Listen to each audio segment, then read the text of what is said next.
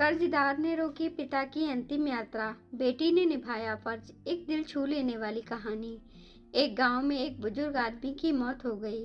उसके बेटों, सगे संबंधी और गांव वालों ने मिलकर उसकी अंतिम यात्रा की तैयारी की। उसकी अर्थी तैयार हो गई और उसे शमशान की ओर लेकर जाने लगे। अभी वो लोग कुछ दूर ही पहुंचे थे कि वहां पर दूसरे गांव से एक आदमी आया। उसने उस अर्थी को ले जा रहे 4 आदमियों में से एक का पैर पकड़ लिया और सबसे कहने लगा कि ये आदमी जो मर चुका है, उसने मुझसे 10 लाख रुपए उधार लिए थे और जब तक मुझे पैसे वापस नहीं मिल जाते, मैं अर्थी को नहीं जाने दूंगा। मृत व्यक्ति के बेटों ने उस आदमी से कहा कि पिताजी ने कभी इस कर्ज के बारे में हमसे जिक्र नहीं किया, इसलिए हम तो यह कर्जा नहीं देने वाले। जब बेटों ने ही मना कर दिया तो उस व्यक्ति के भाइयों ने भी कहा कि जब बेटे ही मना कर रहे हैं तो हम भी इस कर्जे की जिम्मेदारी नहीं लेने वाले हैं। शमशान यात्रा में शामिल कोई भी आदमी पैसे देने के लिए राजी नहीं हुआ। दूसरे गांव से आए उस आदमी ने अर्थी को आगे भी नहीं जाने दिया, जब तक कि इस घटना की खबर घर की महिलाओं तक ना पहुंच गई। मरे हुए आदमी की एक बेटी थी। जब उस तक यह खबर पहुंची तो उसने एक पल भी ना सोचते हुए अपने सारे जेवरात और कीमती वस्तुएं लेकर वहां पर पहुंच गई और उस आदमी को वह सारी चीजें देते हुए बोली कि आप इन चीजों को बेचकर पैसा ले लीजिए।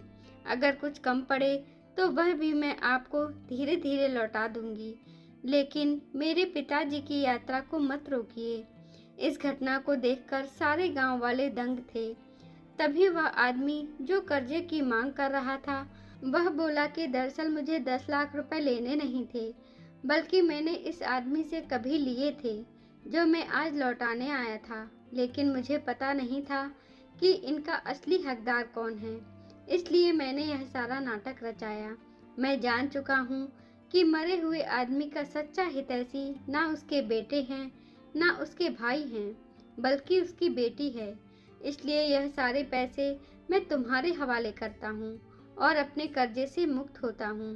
थोड़ी ही देर में जो घटना घटित हो चुकी थी, उससे बेटों के, भाइयों के और बाकी रिश्तेदारों के सर शर्म से झुक गए।